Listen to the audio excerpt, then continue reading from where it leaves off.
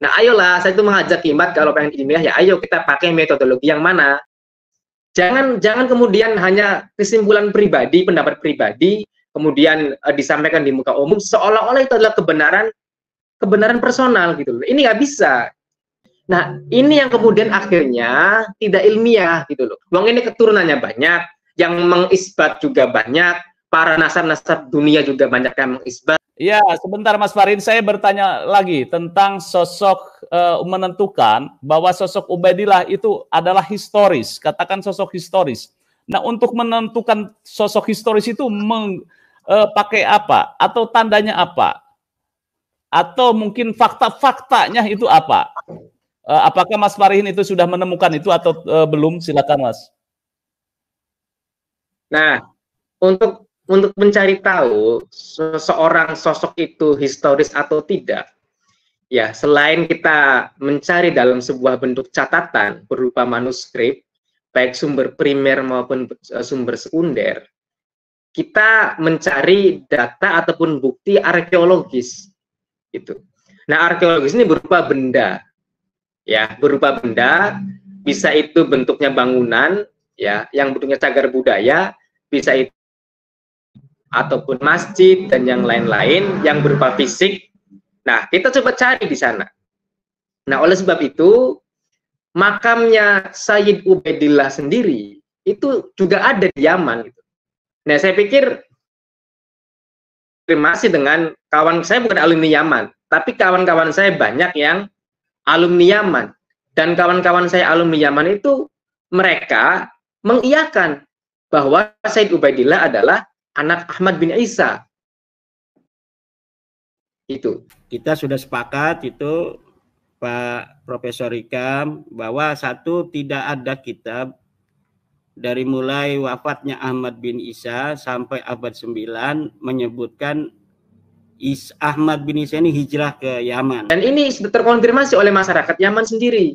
Nah, maksud enaknya Ki Madu datang ke Yaman, kemudian bertanya kepada orang-orang Yaman di sana, riset betul-betul secara arkeologis, bertanya kepada ahli arkeologi yang di sana, kemudian mengundang para pakar-pakar arkeologi yang lain. Ya, lanjut, Kiai. Ini kitab yang bisa diakses oleh semua orang, baik dia versi cetak maupun dia itu ada manuskrip yang bisa daan mana bahwa Ahmad bin Isa ini bergelar Al-Muhajir. Tidak ada ya, Mas Sumel ya. Kitab sebelum Al-Jauharus Sapab yang menyebutkan Ahmad bin Isa ini bergelar Al-Muhajir ya. Tidak ada, tidak ada. Tidak ada. Jangan kemudian hanya kesimpulan pribadi, pendapat pribadi, kemudian disampaikan di muka umum seolah-olah itu adalah kebenaran personal gitu. Ini nggak bisa. Harus kita undang ahli-ahli arkeologi yang lain, gitu. Ahli arkeologi yang sekiranya bisa dipertanggungjawabkan penyampaiannya. Nah, kalau kita pengen mencari data bukti historis, jadi satu yaitu teks atau manuskrip baik sumber primer maupun sekunder. Yang kedua adalah bukti arkeologis. Ya, yang ketiga adalah sosiofak, mentifak itu loh. Kan kalau dalam ilmu sejarah ya, ada artefak, ada sosiofak, ada mentifak gitu. Tanya kepada masyarakat di sana secara sosial, secara ingatan, memori kolektif. Bertanya kepada masyarakat sana, apakah ada sosok Sayyid Ubaidillah, anaknya Ahmad bin Isa, dan apakah Ahmad bin Isa hijrah dari Basrah ke Yaman gitu kan? Nah, itu bisa dipertanyakan dengan masyarakat sana melalui cara-cara yang tadi.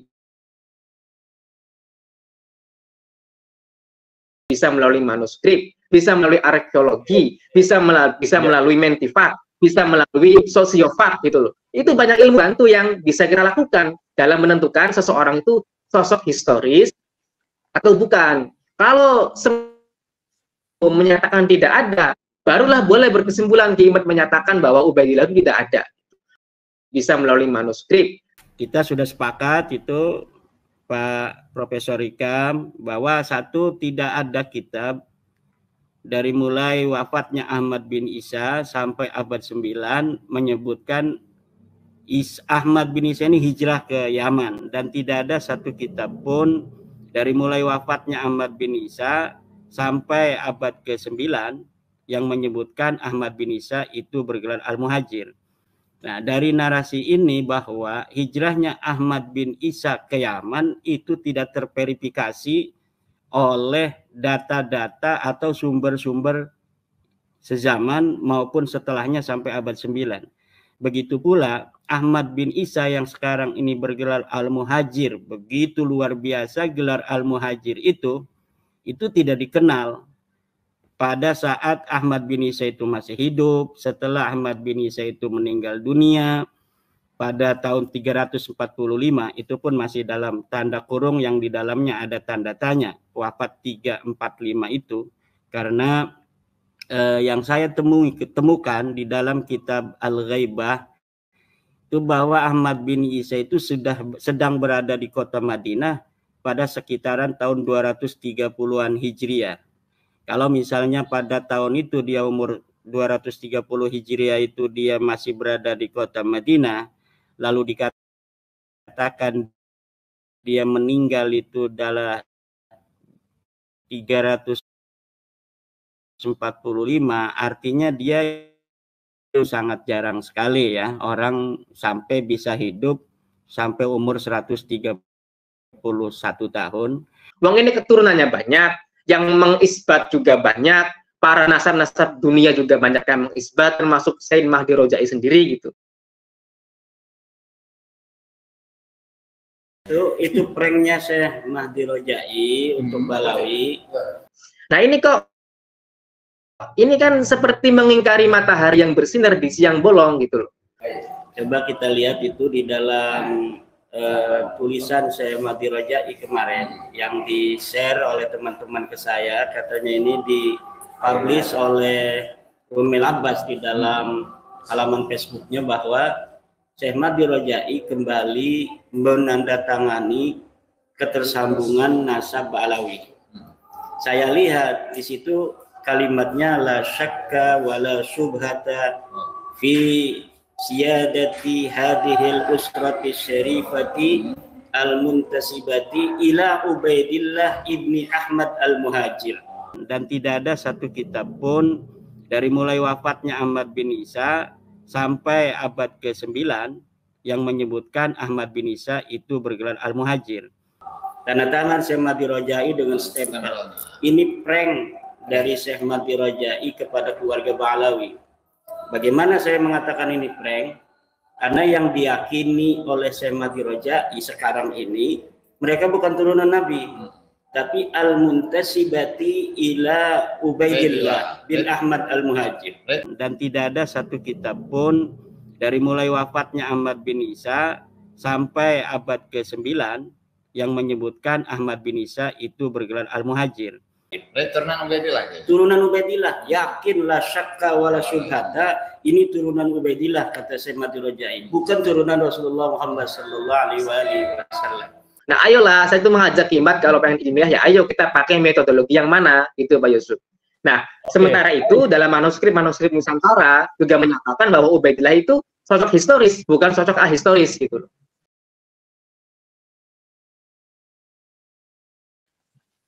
Itu Pak Yusuf.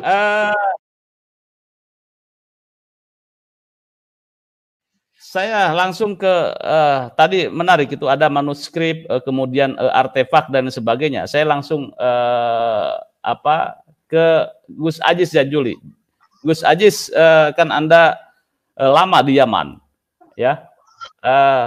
Saya ingin mencari jejak sejarah Ubaidillah. Benarkah anak dari Ahmad bin Isa? Pertama, dari sisi migrasi ya, dari sisi benarkah Ahmad bin Isa itu hijrah ke Yaman?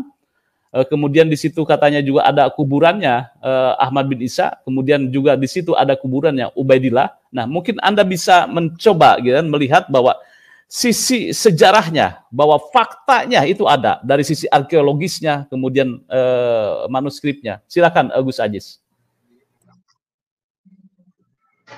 Assalamualaikum warahmatullahi wabarakatuh. Terima kasih Kang Mas Yusuf sebagai tuan rumah pada Suka TV. Salam kenal Gus Farihin. Alhamdulillah. Siap. Terima kasih ya untuk semuanya. Kalau kita sesuai dengan tema ya, mencari jejak sejarah Ubaidillah benarkah anak Ahmad bin Isa. Kalau dilihat dari kitab-kitab sejarah, untuk sejarah Hadramut sendiri, memang untuk di kalangan Ba'lawi itu dimulai pada abad ke-9 Hijriah, sesuai dengan penuturan dari Habib Abdurrahman bin Ubaidillah As-Segaf dalam kitabnya Idamul Hud. Artinya, untuk kesejarahan Ba'lawi sendiri, di keluarga Ba'lawi tentang sejarah Hadramut itu, baru muncul dari keluarga Al-Idrus. Nah, kemudian di abad ke-9, ke-10, dan seterusnya itu mulai banyak karangan-karangan atau karya-karya dalam sejarah, baik itu sejarah internal mereka atau sejarah eksternal mereka. Lalu kemudian makamnya Sayyid Ubaidillah sendiri itu juga ada di Yaman. Jika kita ingin menelusuri makam dari Imam Ubaidillah, di sana itu memang masyhur di kalangan masyarakat bahwa makamnya itu ada di desa Bur, kurang lebih 10 km dari Husaisah. Hanya saja, untuk memastikan apakah ini benar atau tidak, nah ini saya tidak bisa memastikan. Karena apa? Karena memang untuk nisan itu sendiri, di sana itu biasanya menggunakan batu kapur. Nah, di mana batu atau nisan yang berupa batu kapur ini umurnya tidak akan lama.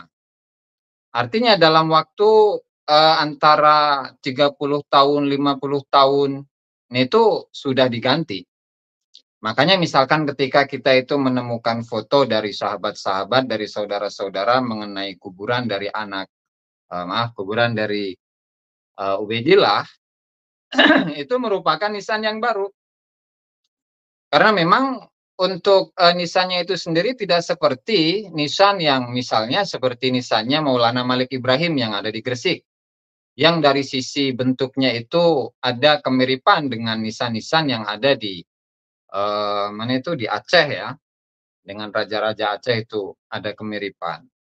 Nah, artinya dari sisi nisan itu sendiri sebagai salah satu bukti arkeolog, bukti sejarah dalam menunjukkan atau membuktikan bahwasanya Ubaidillah itu sangat terkenal di masanya atau sebagai seorang tokoh historis, nah itu sangat sulit.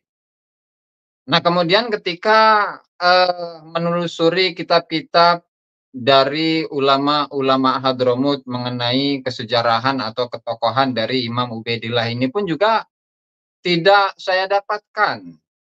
Tidak saya dapatkan, padahal beliau ini sesuai dengan penuturan dari para sejarawan-sejarawan Ba'lawi itu sendiri, itu menyifati beliau dengan sifat-sifat yang luar biasa.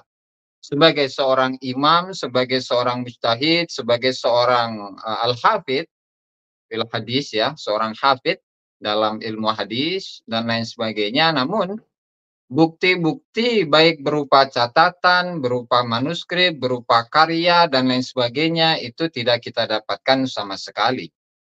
Di samping itu memang sesuai dengan penuturan yang disampaikan oleh Habib Soleh Al-Hamid dalam kitabnya Tarikh Hadramut, di mana beliau itu meninggal pada tahun 1965 atau 67, di mana beliau itu ketika menelaah kitab Al-Masra'ur Rawi yang merupakan salah satu buku sejarah dari kalangan Ba'lawi itu sendiri.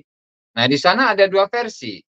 Di manakah makamnya Imam Ubaidillah, apakah di desa Sumal atau di desa Bur?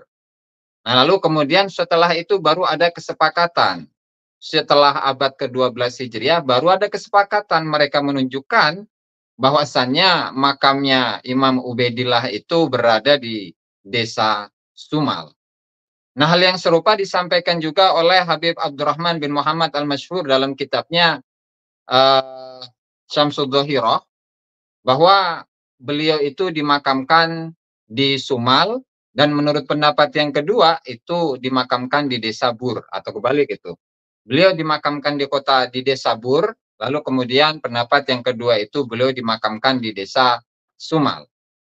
Nah, artinya di sini memang terdapat kerancuan mengenai penunjukan makam dari Imam Ubaidillah ini, apakah di Bur ataukah di Sumal. Nah, lalu ketika kita ini mengacu bahwasanya Imam Ubaidillah ini adalah sosok historis, dengan mengacu kepada syuhrah dan istifadah yang dimiliki oleh Imam Ubaidillah, tentu kita harus menelusuri syuhrah dan istifadah yang dimiliki oleh Imam Ubaidillah ini, apakah semenjak masa beliau hidup atau tidak. Karena ini kajiannya adalah kajian sejarah, tentu harus bisa dibuktikan dengan bukti-bukti arkeologis misalkan, atau catatan sezaman ataupun yang lainnya, atau yang masuk dalam kategori data-data primer, atau kalau tidak ada primer ya sekunder. Nah, sementara untuk data primer, data atau bukti primer, bukti sekunder, itu pun saya juga tidak mendapati satupun dari bukti-bukti tersebut. Artinya, kemasyhuran yang dimiliki oleh Imam Ubaidillah itu berawal semenjak Syekh Ali bin Abu Bakar As-Sakran itu mempopulerkan nasabnya. Terlebih lagi ketika Habib Ali bin Abu Bakar As-Sakran ini menceritakan dengan kisah yang sebegitu luar biasa, bahwa ketika pada tahun 377, yaitu kurang lebih 5 tahun sebelum beliau itu meninggal, beliau pernah ke Mekah. Nah, dalam rangka untuk mengaji kepada salah satu ulama yang namanya Imam Abu Thalib Al-Makki, dan beliau mengaji kitab Qutul Qulub. Serta sebelumnya ketika kalangan Abadiyah, yaitu salah satu sempalan yang memiliki pemikiran yang sesat, itu meragukan nasab dari Ubaidillah ini, apakah benar status beliau itu sebagai keturunan Rasulullah Shallallahu Alaihi Wasallam. Lalu beliau pergi ke Mekah untuk membuktikan kebenaran ketersambungan nasabnya kepada Rasulullah Shallallahu Alaihi Wasallam, kemudian membawa 100 jamaah dari Hadramut, kemudian juga disaksikan oleh ratusan orang yang berhaji saat itu, kemudian beliau itu pun juga pergi ke Irak. Nah, namun dari data-data yang ada itu tidak menunjukkan siapapun atau nama dari masing-masing atau nama dari tokoh-tokoh yang beliau temui, atau yang memberikan kesaksian kepada beliau, atau seorang qadhi yang mengisbatkan nasabnya Ubaidillah kepada Rasulullah Shallallahu Alaihi Wasallam. Semuanya zero, semuanya tidak ada data sama sekali.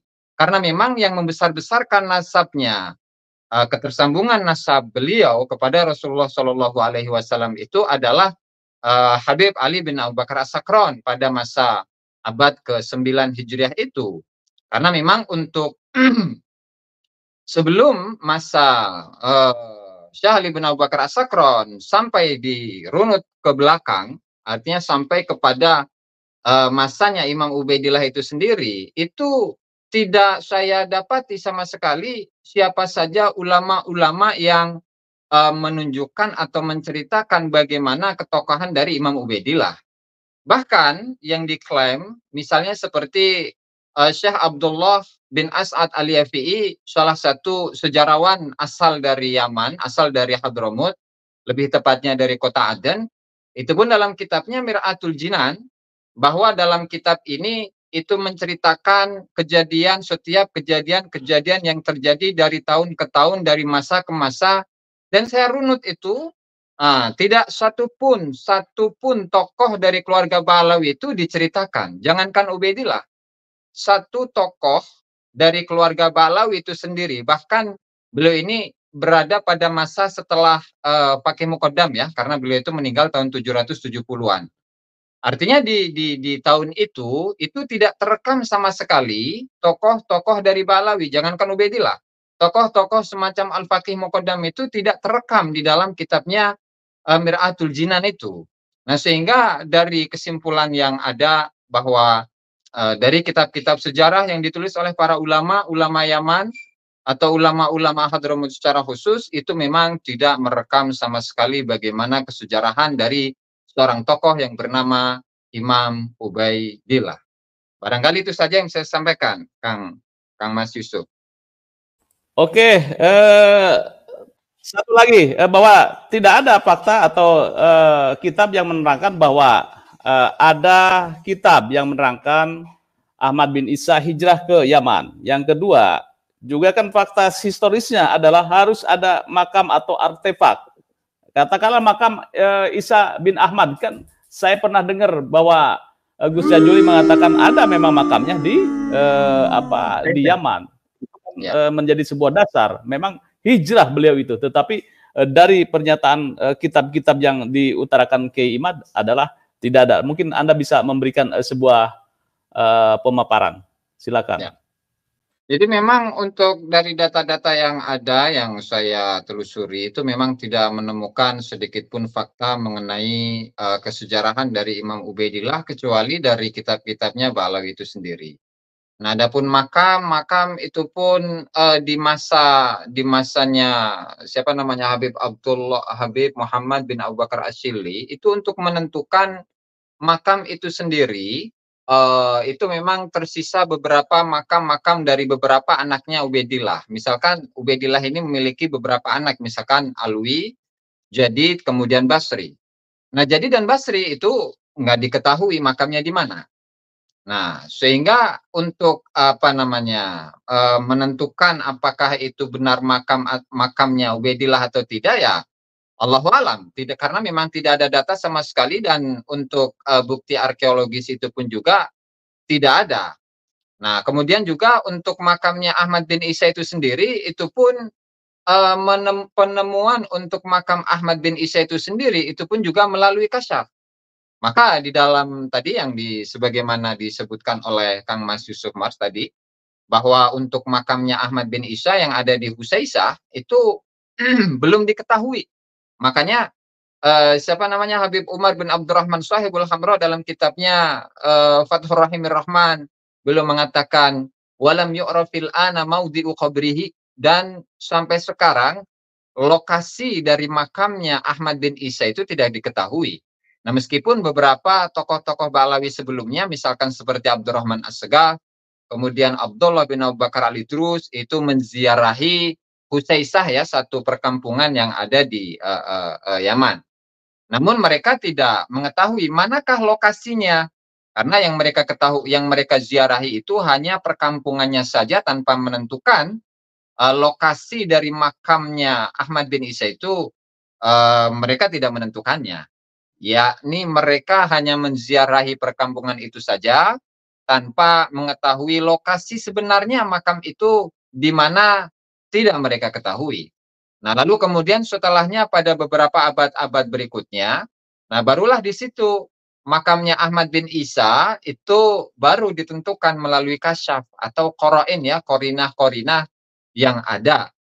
Nah, artinya kalau kalau kita ketahui bahwasanya Ahmad bin Isa ini tidak memiliki nisan saat itu pada abad ke-9 Hijriah, nah artinya memang di situ tidak ada bukti untuk menunjukkan keberadaan dari Ahmad bin Isa itu memang benar-benar hijrah ke Yaman. Karena di abad 9 itu sendiri tidak diketahui oleh Ba'alawi sendiri, apalagi yang lain. Ya, barangkali begitu, Kang Mas. Oke, baik. Ini sedikit memberikan sebuah ilustrasi atau fakta buat netizen, kemudian ke Mas Farihin. Dan Mas Farihin, ini kan menarik nih. Kita kalau mencari jejak sejarah, berarti kan tadi ada artefak dan lain sebagainya. Tadi Gus Aziz Jazuli mengatakan bahwa ini belum tentu ini makamnya Ubaidillah, kemudian Ahmad bin Isa juga makamnya ditemukan karena kasyaf. Kalau tidak salah itu Ahmad bin Isa ditemukan makamnya dibuat itu abad keberapa, Gus? Abad ke-9, ya, kalau tidak salah.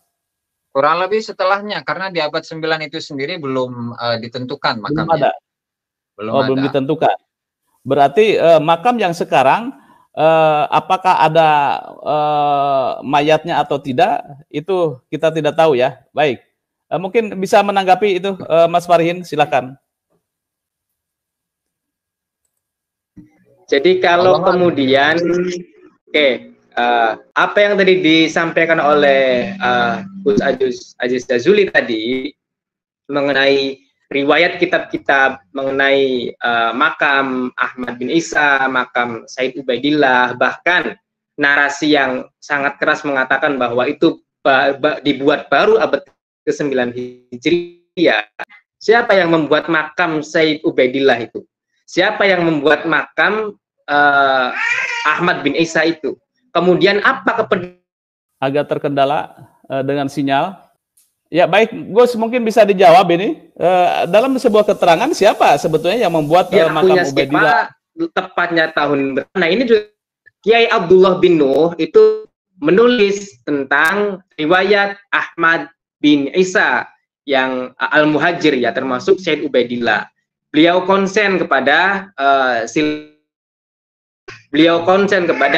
silsilah Ahmad bin Isa, dan orang sekali Kiai Abdullah bin Nuh itu tidak diragukan lagi kapasitas keilmuannya gitu. Ini kitabnya. Ini dua orang pengarang ini, Habib Muhammad Diya Shihab dan Habib Muhammad Abdullah bin Nuh. Habib Abdullah bin Nuh. Dalam halaman 63, Sinnuhu, umurnya Imam Ahmad Al-Muhajir. Ya, ini mulai mengarang kitab khusus namanya Al-Imamul Muhajir, padahal tidak ada keterangan dalam data kitab nasab dan sejarah yang primer ya menerangkan tentang hijrahnya Imam Ahmad Al-Abah dari Basrah ke Hadramaut, nggak ada. Tapi setelah dibangunnya bangunan pondasi untuk mengokohkan kedudukan dari Imam Ahmad Al-Abah itu akhirnya terus dirubah sampai abad ke-14-15 terkenal menjadi Ahmad Al-Muhajir. Kita buka halaman halaman 63, maaf. Sinnuhu. Lama kharajal muhajiru minal Basrah, ketika Imam Ahmad Al-Muhajir keluar dari kota Basrah, Irak. Kana ma'ahu, maka bersamaan dengan beliau anaknya Abdullah, yaitu Abdullah as-sugharu auladi, anaknya Imam Ahmad yang paling kecil. Waqad ruziqa li Abdillahi, dan telah dikaruniai momongan bagi Abdullah dan Ubaidillah lah ya. Ibnan, anak laki-laki, huwa, yaitu Ismail, bernama Ismail, yang terkenal dengan sebutan Imam Basri karena Ismail lahir di Basrah. Alladzi darrasa bil Iraq wa ghairihi sanah 305 Hijriyah. Terus keterangan di sini, ya bedu anna wiladatas Sayyid Al-Muhajir kanat fi am 273. Nah, beda lagi. Tadi di dalam kitab Asy-Syajarah Az-Zakiyah 260. Sekarang menurut Habib Muhammad Diya Shihab, ya bedu anna wiladatas Sayyid Al-Muhajir kanat fi am 273. Alias ada selisih 13 tahun. Ini tidak wajar. Kanat fi am 273. Wahajaro, dan beliau hijrah, wa umruhu, dan dalam kondisi umurnya 45 tahun. Wa amal qaul bi annahu wulida am 241. Lah ini ada keterangan lagi 241. 260 Hijriah, 273 Hijriah, dan ada keterangan 241 Hijriah. Jauh sekali. Fi hayati jadi Muhammad An-Naqib faqad qila annahu tsani abna'i abihi wa atwaluhum umrun. Jadi jelas ini tidak masuk akal. Ada lagi keterangan yang disimpan di dalam perpustakaan Said Salim bin Jindan, yaitu ada keterangan bahwa beliau dilahirkan pada tahun 279 Hijriah. 241, 260, 273, 279 Hijriah. Mana yang benar? Mana yang benar? Dan di dalam kitab eksternal Ba'alawi 200 lebih sedikit ya. Mungkin 210 ya, karena memang muasir dengan imam yang ke-10 dari Imam Syiah Imamiyah Itsna Asyriyah, Imam Ali Al-Hadi, yang dilahirkan 212 Hijriah, wafat 254 Hijriah. Beliau hidup antara tahun-tahun itu.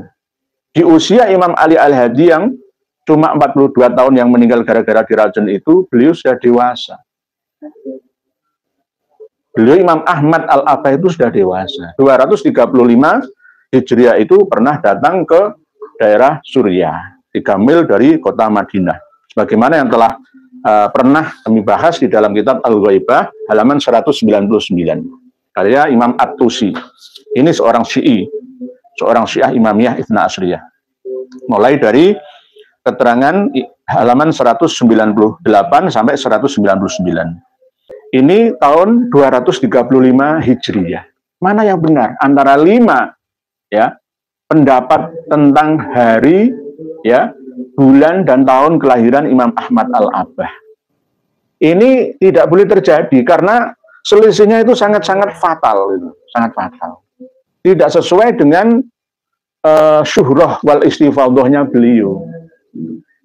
Karena memang Imam Ahmad Al-Abah An-Nafat itu dalam sejarah tidak termasuk mencolok dalam hal keilmuan.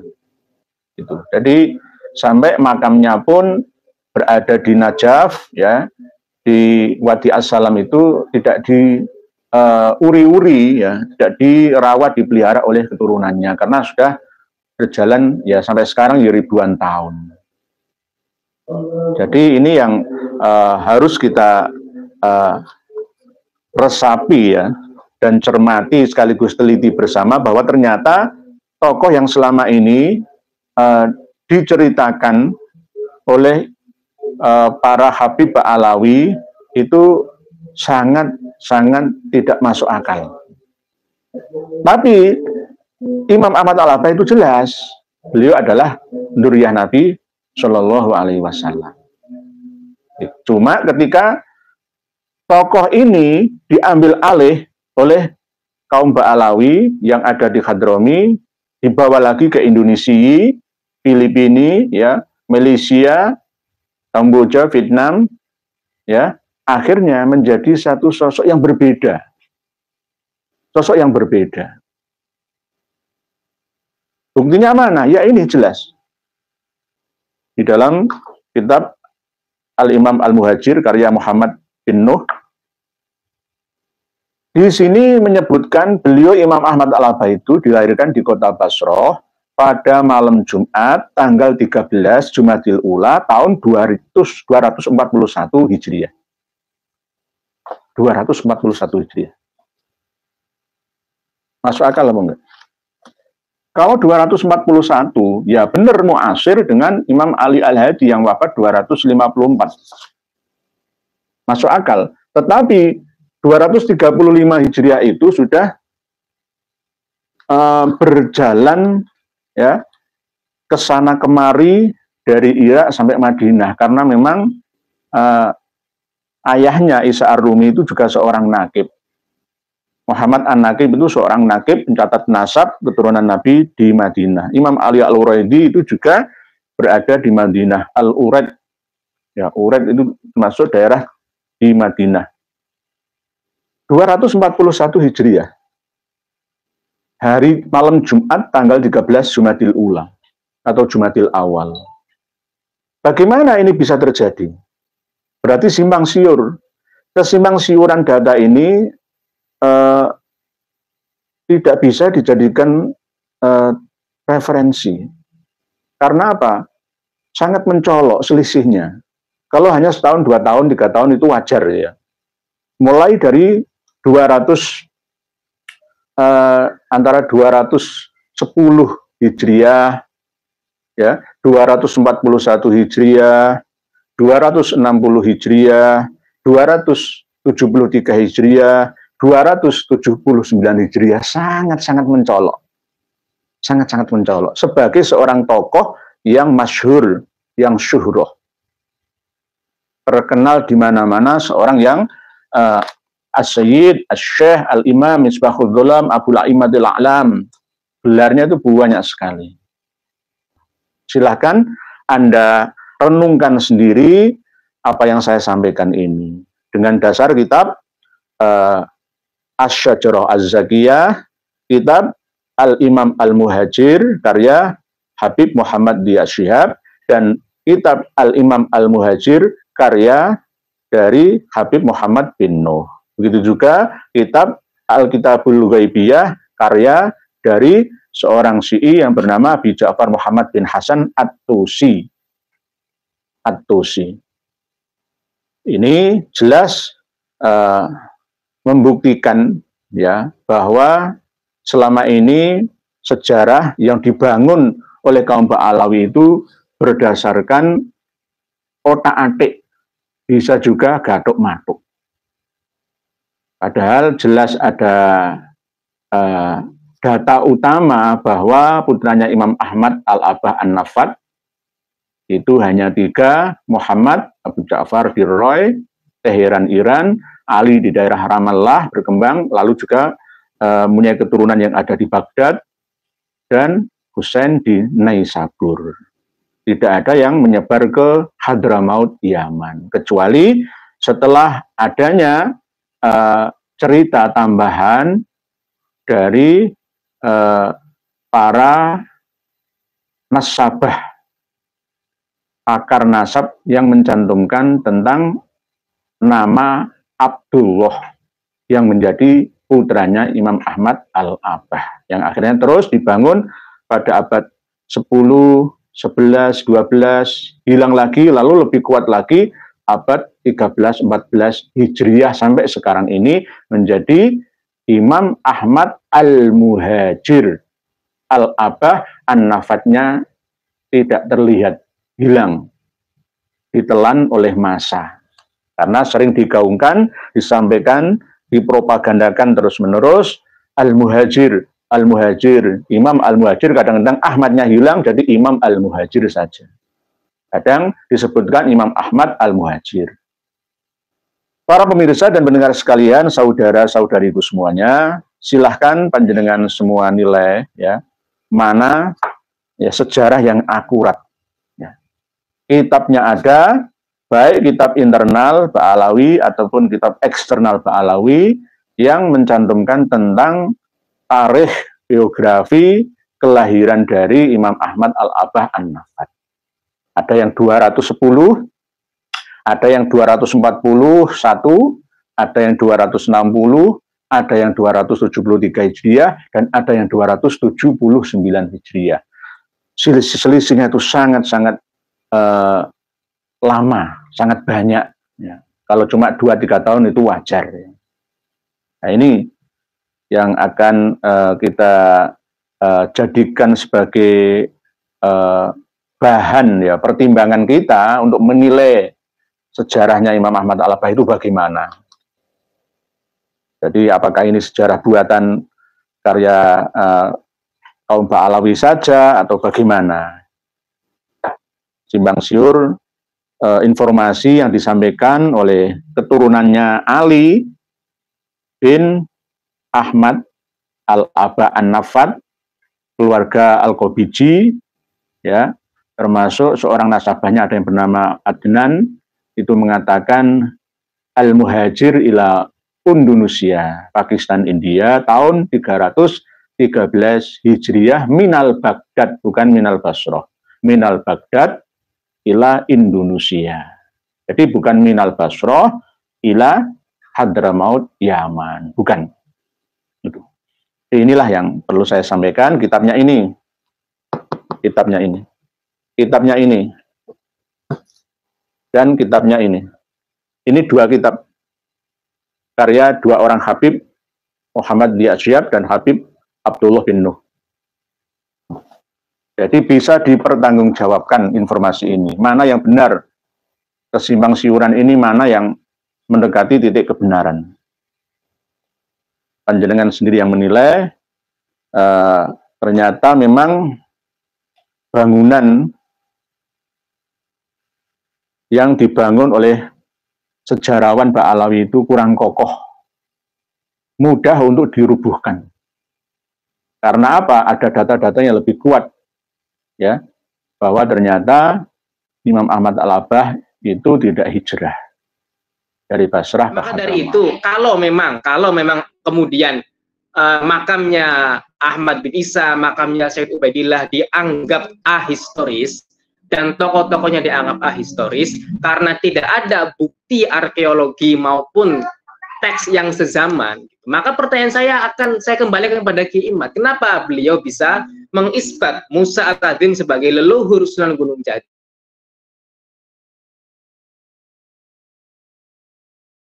Enam manuskrip di atas sangat kuat menunjukkan bahwa Sunan Gunung Jati merupakan keturunan Nabi Muhammad SAW dari jalur Musa al-Kadzim. Adapun keenam manuskrip itu adalah: 1. Manuskrip Bangkalan tahun 1624 Masehi. Yang kedua, manuskrip Tapal Kuda tahun 1650.